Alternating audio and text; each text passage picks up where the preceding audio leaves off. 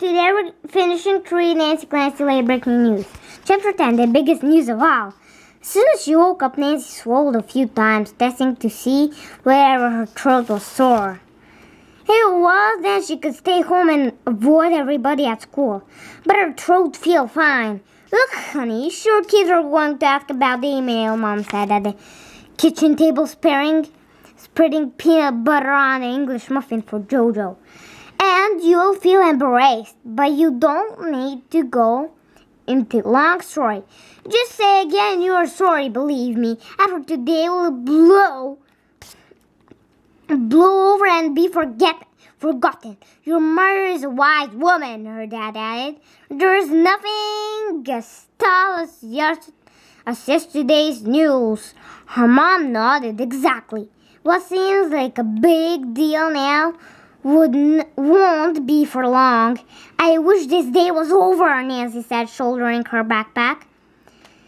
It won't be so bad, Bree said a little while later as they walked to school. I'm right here to stick up for you. Sure enough, even before they reached the classroom, Grace came hurrying over to Nancy. Don't you feel dumb for starting a big rumor? Several other kids from 3D were in the hallway. They all stopped to listen. Cut it out, Grace, Bree said. Nancy didn't let Bree finish. Yes, I do feel dumb, she said to Grace. I'm sorry it happened. So, why did you do it? Grace yelled after them into room 3D. Is Mr. D talking to you? I misheard something that he said. That's all. I didn't mean to start trouble. Mr. D knows, and he's forgiven me. Now, if you'll excuse me, Nancy shrugged off her backpack and took her seat. That's all I have to say. Bree gave Nancy a thumbs up. Mr. D waited until everyone was at their desks.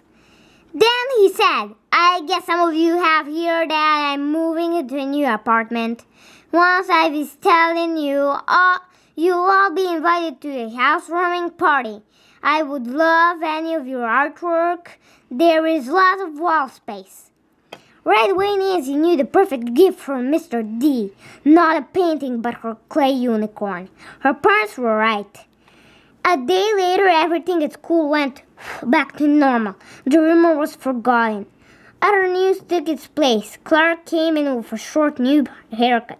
Lionel got braces with little rubber bands that he couldn't twang and shoot out of his mouth. Also that week, billing started on the annex. Over the next month, as the Clancy's house got bigger, the yard got smaller. On most days after school, Nancy had and Bree watched out the workman putting up the frame. It looked like something made from a giant set of Legos. Soon the walls went up, the floors were down, and the annex was starting to look real. And Nancy's parents pointed out there where Dad's office would go, as well as a new bedroom with a bathroom. It was going to be Nancy's her own private bathroom. She could scarcely believe it. Can I have gold factories on the sink and silver stripe wallpaper like that model house? Nancy asked. And maybe towels with my initials. Those destinations will be made a later date. Her mother said, which told Nancy that the answer was no. It was dinner time and the mom was serving herself a generous second helping of meatloaf. Lately, Nancy had noticed her mother seemed hungry all the time. Perhaps she was making up for those weeks when she hadn't had any appetite and lived on saltines. However, Mom added snooping more mashed potatoes onto her plate. Your room and bathroom may be whatever color you want.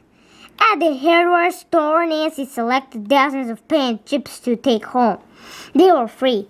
They were generous. She had Bree spend hours pouring them over. The choices were endless. Should her new room be flamingo pink or sunflower yellow or perhaps sea flume blue? In the end, she settled a color called twilight, which was beautiful shade of purple, just like darker than lavender. Just a little darker than lavender. As for the bedroom, Nancy wanted to be white and with polka dots that she had painted on herself with the same purple as her room. It will look very coordinated, Nancy told Bree, which meant everything would go together perfectly, and her mom agreed to new matching towels, but ones without her initials. The day the workers started painting was the same day Nancy came over with the next issue of the Third Grade Gazette. Nancy's interview with Mr. D appeared on the front page, the bottom half on it. The Gazette! It's here, she shouted as she burst into the house. But the only people to hear were Mrs. Devine and Jojo. They were playing Candyland. Where's Mom? Nancy asked. She had a doctor appointment. Your father's meeting her there. What? Is something wrong? Is Mom okay? Nancy asked. I'm sure she's fine, Mrs. Devine said, turning over the card for ice cream craft. She said it was just a checkup. But why then had her dad buttered going? Then it was unusual. His boss, Mr. Castle, never liked him leaving work early. A short while later, her parents returned home. As Mrs. Devine waved goodbye, Mom took Nancy's hand and stared up her into the living room while Dad scooped up Jojo. They all sat on the sofa. We have some big news, her mother announced. Sure was. It was bigger than big. It was ginormous news. Nancy tried to take it all in.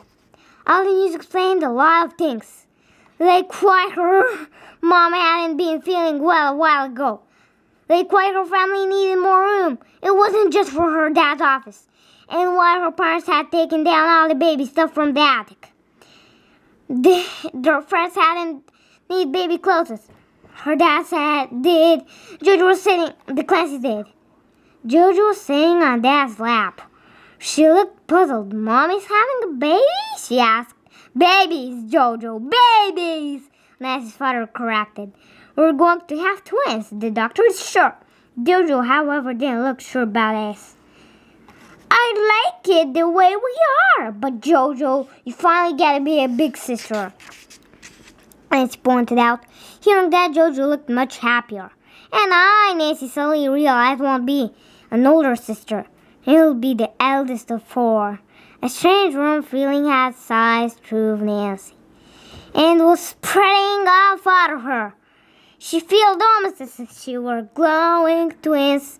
Twins! With tiny ears, tiny noses, tiny fingers, tiny toes. Tiny everything. It was too adorable for words. They could share the little tutu. Nancy was hard to remember Jojo was a baby. Nancy had been too young, but now she was almost 10.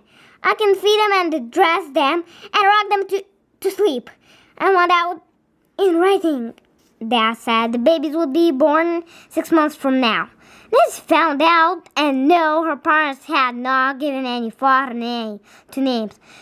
No, plain ones, please. Maybe their names could be French, like François and Félix or Elise, and those are nice names, her mother said.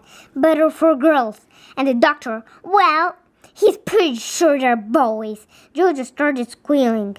They can be my paws. Suddenly, Nancy's visions for miniature pinafores and suborns and party dress vanished. Oh, was all she said then.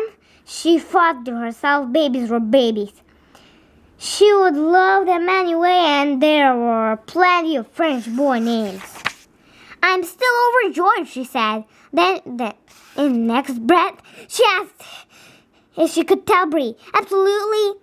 Is there a secret? It's not a secret anymore. Before her mother had even finished the sentence, Nancy was already out the door to share what, so far in all her 9.5 years on this planet, was the biggest, most unexpected news of her life. A new chapter was about to begin.